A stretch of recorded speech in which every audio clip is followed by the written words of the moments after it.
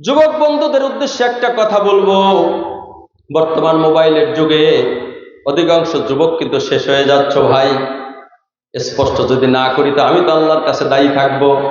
কারণ ডাক্তারের কাজ রোগীকে সুস্থ করা, আলেমদের কাজ হলো মানুষকে জাহান্নামের রাস্তা থেকে সরায় জান্নাতের রাস্তা দেখাইয়া দেওয়া।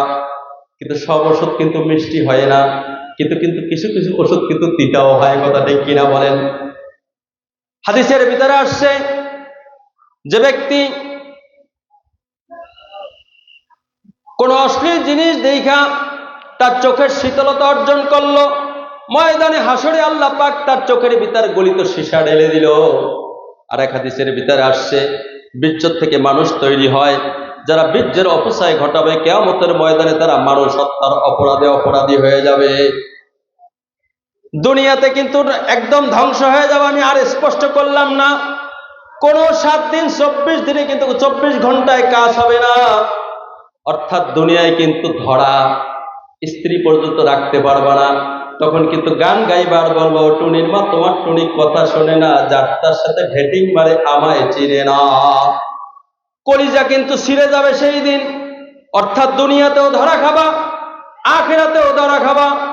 এই জন্য বন্ধুরা, একটা অ্যান্ড্রয়েড সেটের অপব্যবহার কিন্তু একটা মানুষকে জাহান্নামে নিয়ে যাওয়ার জন্য যথেষ্ট। কথা ঠিক কিনা বলেন? তো বলতেছিলাম, আমল নামা কারো ডান হাতে আসবে, আমল নামা কারো বাম হাতে আসবে। তো ভাই সবাই আমল নামার ডান হাতে আসার জন্য তো এখানে আসছে। কথা ঠিক কিনা বলেন? এই জন্য কে কে আল্লাহর জান্নাত চাই দেখি তো। নয় থাকবে, নয় থাকবে। মাশাআল্লাহ, একটু ঘুমটাও ভেঙে নিলাম, শয়তানকেও ভাগায় দিলাম। ইকরার বিল লিসান, তাসদিক বিল জিনান, আমল বিল আরকান।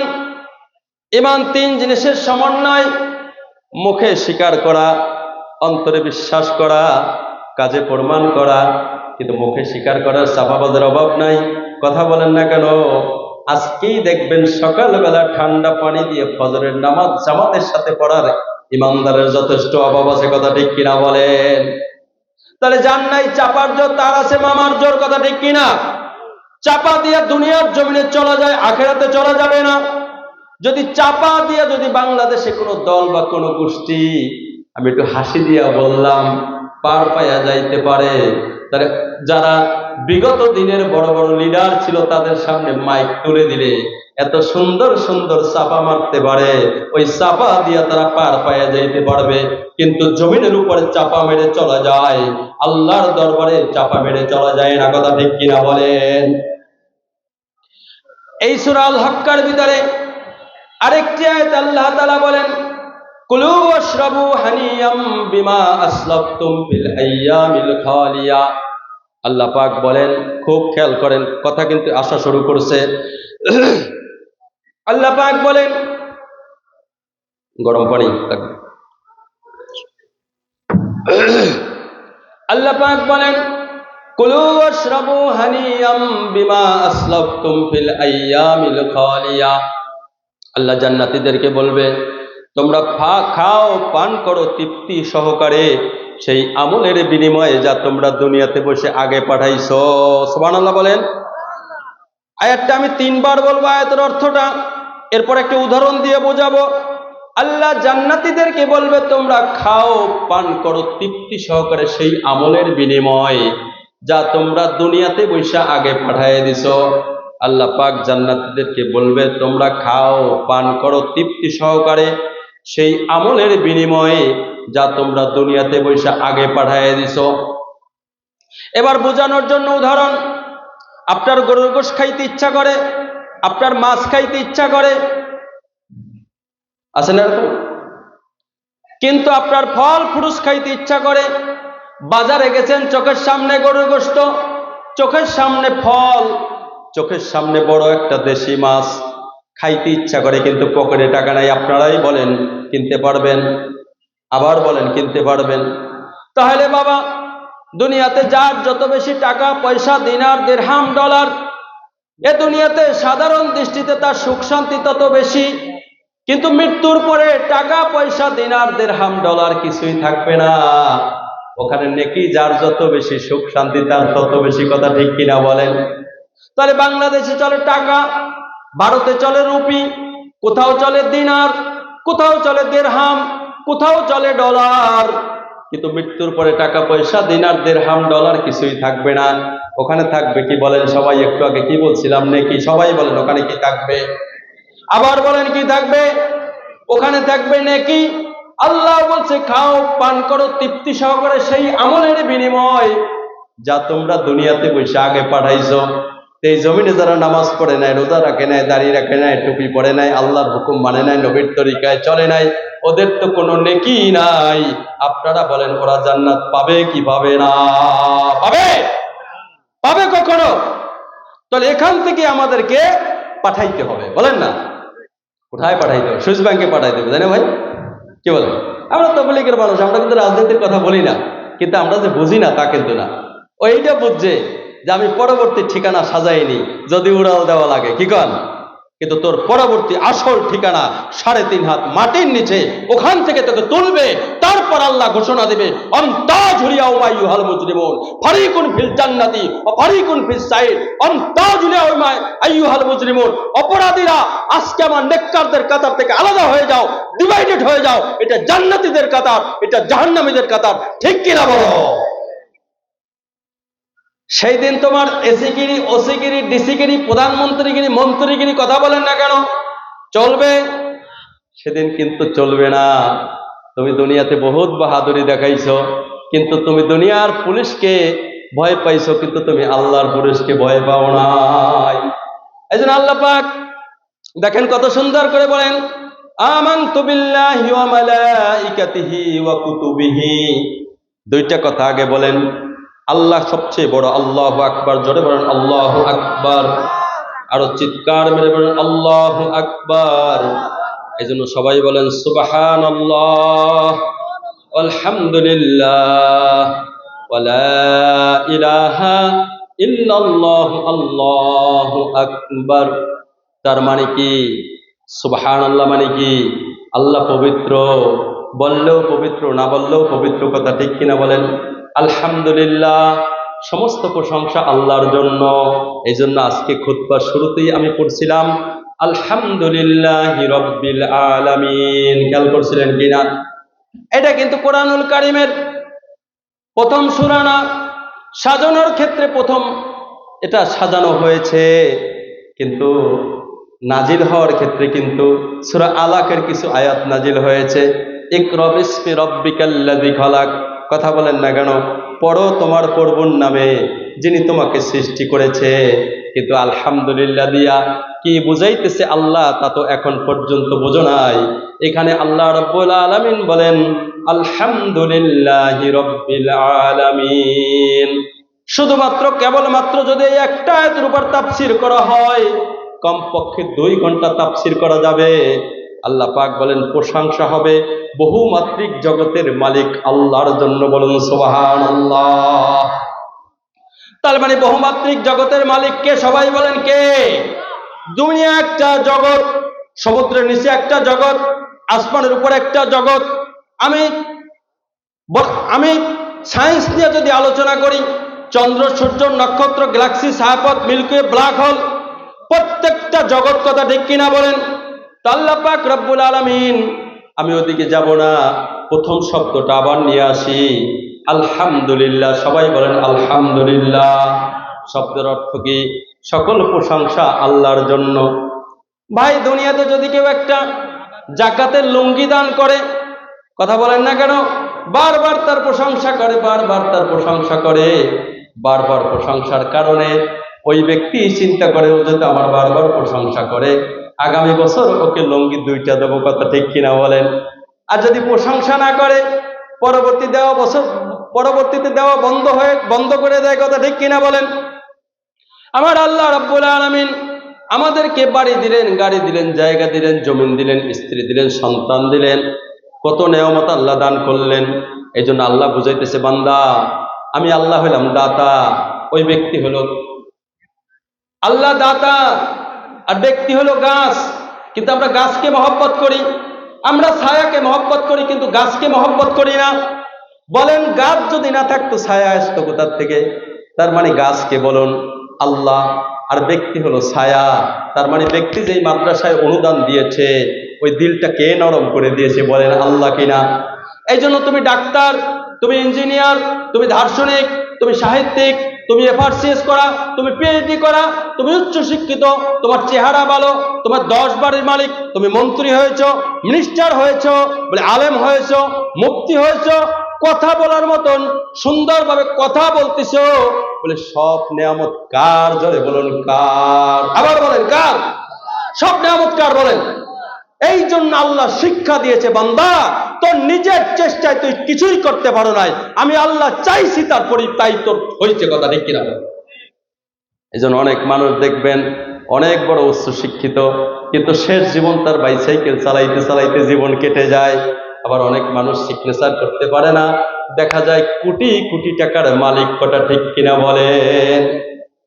তাই আল্লাহ বলেন, নবী আপনি জানায় দেন, নবী আপনি জানায় দেন, আমি যার জন্য রিজিককে সংকুচিত করেছি তা কেউ বাড়াইতে পারবে না। আমি যার জন্য রিজিক বাড়িয়ে দিয়েছি তা কেউ কমাইতে পারবে না।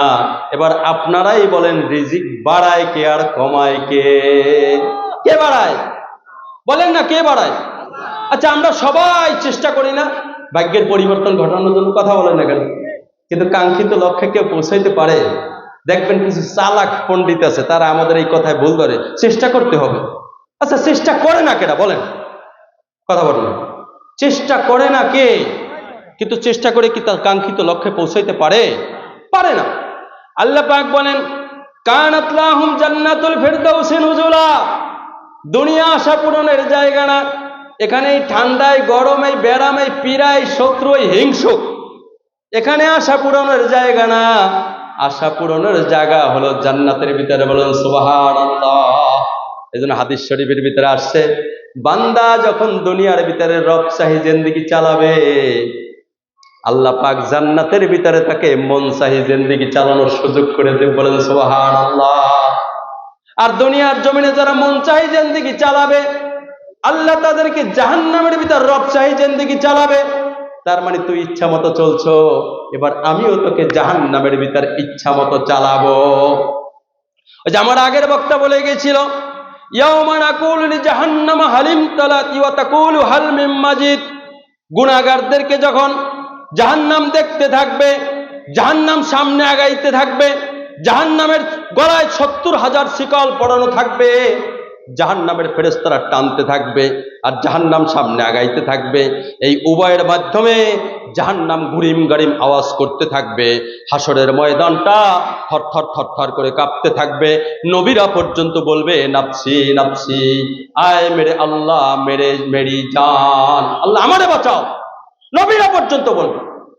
আজকে দুনিয়াতে যখন 2000 5000 টাকা দান করতে বলে, দান করে না, কিন্তু এই সমস্ত ধনীরা হাদিস শরীফের ভিতরে আসছে, কিয়ামতের ময়দানে বলবে, ওগো আল্লাহ, গোটা দুনিয়ার সমস্ত মানুষকে জাহান্নামে ফেলে দিয়া আমার মুক্তিপণ হিসেবে আল্লাহ তুমি আমাকে জান্নাতের ব্যবস্থা করো। আল্লাহ বলবে, কাল্লা, কখনো না, ওয়ালা তাজিরু ওয়াজিরাতু উজরা উখরা, কারো বোঝা কেউ বহন করবে না। কথা ঠিক কিনা বলবে? কারো বোঝা কেউ বহন করবে না। মা বোনদেরকে বলছি, স্বামীর ইমান স্ত্রীর কাজে লাগবে না, স্ত্রীর ইমান স্বামীর কাজে লাগবে না, বাবার ইমান ছেলের কাজে লাগবে না, ছেলের ইমান বাবার কাজে লাগবে না। আমি ভাত খাইলে আপনার পেট ভরবে না, আপনি ভাত খাইলে আমার পেট ভরবে না।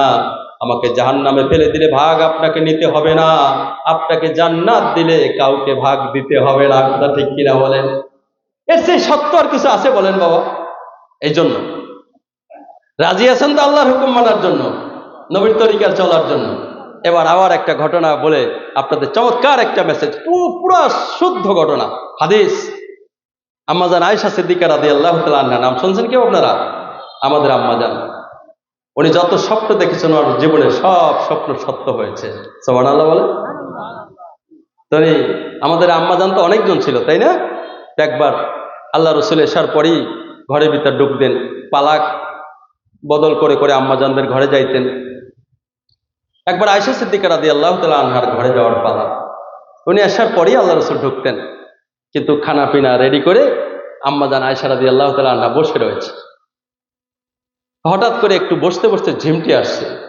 ঝিমটির ভিতর সে একটা স্বপ্ন দেখেছে। খুব মন দিয়ে শোনেন সব। স্বপ্নের ভিতর দেখতেছে যে আল্লাহ রসুল এক জায়গায় দাঁড়ায়া বয়ান করতেছে, তার সাহাবা একরাম বয়ান শুনতেছে, কিন্তু মুষলধারে বৃষ্টি হচ্ছে আর গোটা আকাশটা পরিষ্কার, কিন্তু যেখানে বয়ান হচ্ছে ওইখানে বৃষ্টি হচ্ছে, আর আল্লাহ রসুলের পুরো জামাটামা ভিজে গেছে। তিনি চিন্তা করলো যে আমার জীবনে কোনো স্বপ্ন তো মিথ্যা হয় না, তাহলে আমি এখন একটু যাইয়া আল্লাহ রসুলের জন্য শুকনো পোশাক নিয়ে যাই, আর আল্লাহ রসুল বের হওয়ার জন্য আলাদা একটা গেট আছে, ওই গেটে যাইয়া আম্মাজান দাঁড়ায় রয়েছে। যাইয়া দেখলো যে হ্যাঁ সত্যি আম্মাজান দেখতেছে আল্লাহ রসুল বয়ান করতেছে, সাহাবা একরাম শুনতেছে। এমনিতে আল্লাহ রসুল বের হইল, বললো তুমি এখানে এত রাতে? বলি ইয়া রাসূলুল্লাহ, আমি দেখলাম যে গোটা আকাশটা পরিষ্কার, কিন্তু আপনি এক জায়গায় দাঁড়ায় বৃষ্টি বয়ান করতেছেন, আপনার সাহাবা একরাম শুনতেছে, আমি দেখলাম মুষলধারে বৃষ্টি হচ্ছে, আপনার জামাটা ভিজে গেছে, তাই শুকনো পোশাক নিয়ে এসছে। তা বললো যে তুমি আমার গায়ে হাত দিয়ে দেখো, আমার গায়ে কোনো ভিজা নাই, আকাশও পরিষ্কার। আমার যেন মুখটা মলিন হয়ে গেল। তা আল্লাহ রসুল জিজ্ঞেস করলো, কি রে আয়েশা, তোমার মুখটা কালো হয়ে গেল? বললো ইয়া রাসূলুল্লাহ, আমাকে একটা নেয়ামত আল্লাহ দান করেছিল। আমি জীবনে যত স্বপ্ন দেখেছি আমার কোনো স্বপ্ন মিথ্যা হয় নাই, কিন্তু আজকে স্বপ্নটা আমার মিথ্যা হয়ে গেল। আল্লাহ মনে হয় আমার নেয়ামতটা উঠাই নিয়ে এসছে। আল্লাহ রসুল বলেন, আয়েশা তোমার নেয়ামত আল্লাহ উঠাই নেয় নাই, বরঞ্চ আজকের স্বপ্ন সত্য, কিন্তু তুমি স্বপ্নের তাবির বুঝতে পারো নাই। তার মানে হলো মানুষ যখন একটা গুনাহ করে তার কলবের ভিতরে একটা গুনার দাগ লেগে যায়, শুনছেন কিনা বলেন? আরেকটা গুনাহ করে আরেকটা দাগ, আরেকটা গুনাহ করে আরেকটা দাগ, এই কলবের এই গুনার দাগ নিয়ে সে কখনোই জান্নাতে যাইতে পারবে না। তার মানে তাকে জাহান্নামে পোড়ায় তারপর জান্নাতে যাইতে হবে। আল্লাহ নবী বললেন, আয়েশা আজকের স্বপ্ন তোমার সত্য হয়েছে, তার মানে হলো তুমি দেখছো আমি বয়ান করতেছিলাম, আমার সাহাবা একরাম শুনতেছিল, আর ওখানে মুষলধারে বৃষ্টি হচ্ছিল, আর তুমি এটাও দেখছো আমার যখন বয়ানের জোশ বাইরে যাইতো আর তখন মুষলধারের বৃষ্টিও বাইরে যাইতো, তার মানে ওটা দুনিয়ার কোনো বৃষ্টি ছিল না, আর ওইটা ছিল রহমতের ফেরেশতারা, আর ওখান থেকে যে বৃষ্টিটা হয়েছিল ওইটা ছিল রহমতের বৃষ্টি, আর ওই রহমতের বৃষ্টি মানুষের কলবের উপরে পড়ার কারণে তাদের কলব পরিষ্কার হয়ে গেছে, সবাই জান্নাতের মেহমান হয়ে গেছে। জোরে জোরে বলুন সুবহানাল্লাহ, আরো জোরে বলুন সুবহানাল্লাহ। তাহলে এবার বলেন, এই সমস্ত ওয়াজ মাহফিলে তাফসিরে যখন আপনারা আসেন, লস হয়েছে না লাভ হয়েছে? কথা বলেন না কেন? কিছু পণ্ডিতের আওয়াজ কানে যাইতেছে না? তারা রাস্তায় রাস্তায় ঘুরতেছে আর সিগারেট খাইতেছে না? কথা কন না কেন? টিভির দিক তাকায় রয়েছে না? তাহলে তাদেরকে এই লাভটা হইতেছে। এই জন্য হাদিস শরীফের ভিতরে আসছে, যারা এই সমস্ত মজমায় আসে এবং বসে, আল্লাহ তাআলা তাদের অতীতের সব গুনাহ আল্লাহ মাফ করে দেবেন, সুবহানাল্লাহ। গুনার জায়গায় আল্লাহ পাক নেকি দিয়ে দেবেন, সুবহানাল্লাহ। কিন্তু যারা বাইরে রয়েছে, বলেন না এই নেকি তারা পাবে? কখনো না। যেমন আপনারা জানেন হাঁস মুরগি কি বলেন, আপনারা কি বলেন? আমরা বলি উমান, কেউ বলে তা দেয়, ডিমকে তা দেয় না, ওর থেকে বাচ্চা হয় না, কিন্তু যেই ডিমটা তায়ের বাইরে থাকে ওটাতে কিন্তু বাচ্চা হয় না। তাহলে শর্তটা হলো এই প্যান্ডেলে যারা আসবে আল্লাহ তাদের গুনাহ মাফ করে দেবে, সুবহানাল্লাহ। একটা নেকির মূল্য কত জানেন আপনারা? আয় হায়, এবার আমাদের ইস্তেমার মাঠে এই কথাটা বলছিল, এই উম্মত কত দামি, একটা নেকির মতো মূল্য কত আপনারা জানেন? উহুদ পাহাড় যদি স্বর্ণে রূপান্তরিত হয়ে যায়, স্বর্ণ বিক্রি করলে যে নেকি হয়, স্বর্ণ বিক্রি করলে যে মূল্য হয়, একটা নেকির মূল্য তাই হবে, চিৎকার দিয়ে বলেন সুবহানাল্লাহ। একটা নেকির মূল্য তাই হবে। ও আমি তো ভাবছি চিঠি আসছে, ভাই আরো অল্প সময়ের ভিতরে শেষ করতে। এই যে যুবক, এই উঠলা কেন বন্ধু? উঠে না, কেউ উঠেন না, একটু মেহেরবানি করে একটু সামনে আসবেন নাকি? পিছনে অনেক ভাইরা বসতে পারতেছে না, একটু আল্লাহর জন্য ভাই নড়ে চড়ে বসেন, একটু জিকির করেন, লা ইলাহা ইল্লাল্লাহ, লা ইলাহা ইল্লাল্লাহ, লা ইলাহা ইল্লাল্লাহ, লা ইলাহা ইল্লাল্লাহু মুহাম্মাদুর রাসূলুল্লাহ। আহারে বন্ধুরা, এই লা ইলাহা ইল্লাল্লাহর মূল্য তো বুঝলেন না। হাদিস শরীফের ভিতরে আসছে, যে কোনো ব্যক্তি যে কোনো সময় লা ইলাহা ইল্লাল্লাহ পড়তে থাকবে আর তার গুনাহ মাফ হইতে থাকবে। সুবহানাল্লাহ। আল্লাহ রসুল একবার বললেন, ও সাহাবা একরাম, যখন তোমাদের দ্বারা কোনো গুনাহ হয়ে যায়, ক্ষতিপূরণ হিসেবে একবার একটা নেকের কাজ করিয়ে নাও। এক সাহাবী বললেন, ইয়া রাসূলুল্লাহ, লা ইলাহা ইল্লাল্লাহ বলাও কি কোনো নেকের কাজ? আল্লাহ নবী বললেন, আরে কি বলো, এটা তো সর্বশ্রেষ্ঠ নেকের কাজ। সুবহানাল্লাহ বলে। কি ভাই, পড়তে কষ্ট হয়? কথা বলেন না কেন? কত বড় কথা! এজন্য পিতার জন্য সন্তানের, সন্তানের জন্য পিতার দোয়া, লা ইলাহা ইল্লাল্লাহ, এর মাঝখানে কোনো বাধা থাকে না, সরাসরি আসমানে পৌঁছায় যায়। তো বলছিলাম ভাই, একটা নেকির কত মূল্য। এবার আমাদের ইস্তেমার মাঠে আলোচনা হইতেছিল, ওইখানে বলা হয়েছিল এক ব্যক্তির নেকি এবং বদিকে ওজন করা হচ্ছে, বরাবর হয়ে গেছে। বলেন না, সমান সমান বরাবর, বুঝছেন তো? তা বলে, তোমার যদি একটা নেকিও বেশি হইতো তা তোমাকে আমি জান্নাত দিয়ে দিতাম। কে বলতেছি? আল্লাহ স্বয়ং নিজে বলতেছে। সুবহানাল্লাহ বলেন। তা বলছে, আল্লাহ আপনি আমাকে সুযোগ দেন, আমি একটু হাসরের ময়দান থেকে আমার নিকট আত্মীয় স্বজনের কাছ থেকে আমি একটা নেকি নিয়ে আসি। আয় আল্লাহ, কোরআনে পাকে আল্লাহ তাআলা বলেন, ইয়াউমা ইয়াফিরুল মারউ মিন আখিহি ওয়া উম্মিহি ওয়া আবিহি ওয়া সাহিবাতিহি ওয়া বানিহি। কিয়ামতের ময়দানে মা বাপ, ভাই বোন, আত্মীয় স্বজন কেউ কোনো কাজে আসবে না। এই ব্যক্তি গোটা হাসরের ময়দানে দৌড়াদৌড়ি শুরু করে দিছে, কারো কাছে নেকি পায় না, কারো কাছে নেকি পায় না। এক ব্যক্তি বলে, ভাই তোমাকে খুব পেরেশান মনে হচ্ছে। বলে, হ্যাঁ ভাই, খুব পেরেশানিতে আছি। বলে, কেন? বলে, আমার একটা নেকি হইলে আমি জান্নাতে যাইতে পারি। ওই ব্যক্তি বলল, ভাই আমার মাত্র একটা নেকি আছে, আমি একটা নেকি দিয়ে তো আমি জান্নাতে যাইতে পারবো না, তো এই নেকিটা তোমারে দিয়ে দিলাম, অন্তত তুমি জান্নাতে চলে যাও। আল্লাহর কাছে যাই হাজির হবে, আল্লাহ এই যে আমি নেকি নিয়ে আসছি, আল্লাহ বলেন, আমি রহমান, আমি রহিম, আমার চাইতে দয়ালু এই ময়দানে আর কে হইল? কে তোমাকে নেকি দিল? বলে, আল্লাহ মা বাপ, ভাই বোন, স্ত্রী সন্তান কেউ আমাকে দেয় নাই। এক ব্যক্তি বলে, আমার একটাই নেকি, তাই আমি তো জান্নাতে যাইতে পারবো না, তুমি পার হয়ে চলে যাও, ওই ভাই আমাকে এই নেকি দান করছে। আল্লাহ রাব্বুল আলামিন ওই লোকটাকে ডাকলো আর বলল, তুই তো আমার গুণ নিয়ে আনিছিস, আজকের এই ময়দানে আমার চাইতে রহমান আর রহিম কেউ হতে পারে না, সুতরাং তোর একটা নেকি দিয়ে ভাইকে পার করে দিছো, আমি আমার রহমতের গুণে আমি আল্লাহ তোকেও পার করে দিলাম, দুই ভাই একাত্রে আল্লাহর জান্নাতে প্রবেশ করে যাও। কি ভাই, তাহলে একটা নেকির মূল্য কেমন? আপনারাই বলেন, কি বোঝেন একটা নেকির মূল্য কত? মুসলমান কত দামি চিন্তা করছেন? সুবহানাল্লাহ। এই যে আমাদের নবী শ্রেষ্ঠ, ঠিক কিনা? আমরা উম্মত শ্রেষ্ঠ। শ্রেষ্ঠ কেন হইলাম ভাই?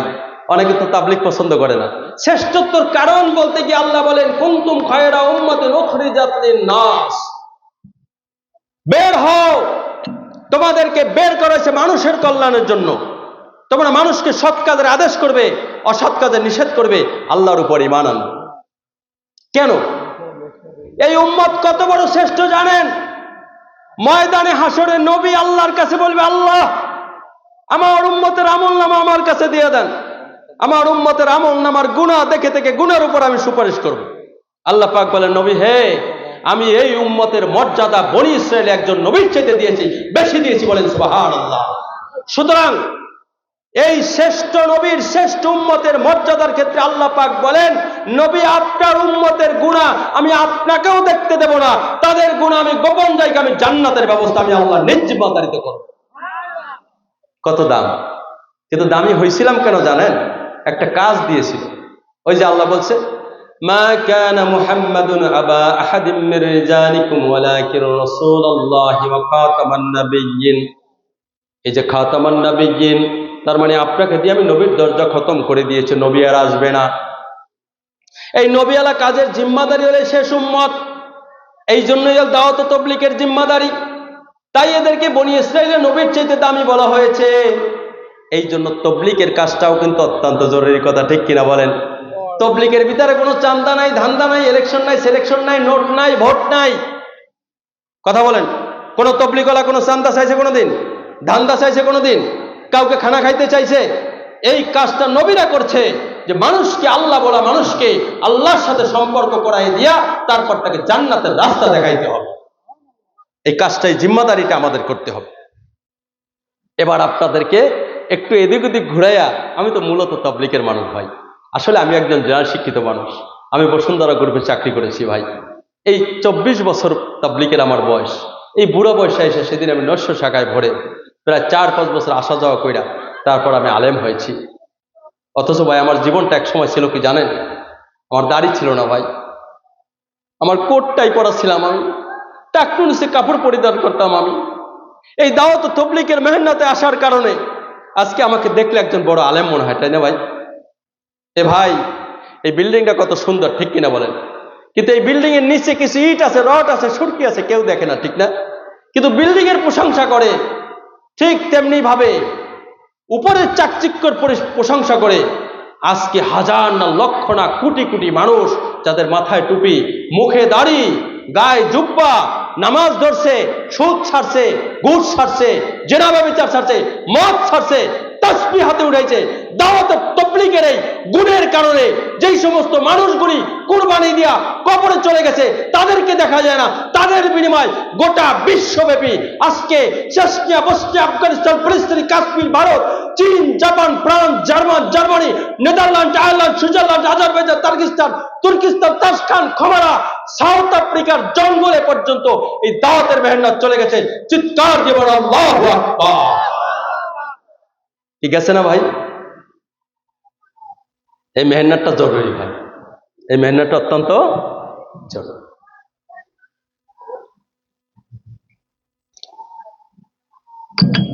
তো বলতেছিলাম ভাই, আমাদেরকে দুনিয়ায় থাকা যাবে? চলে যেতে হবে কিনা?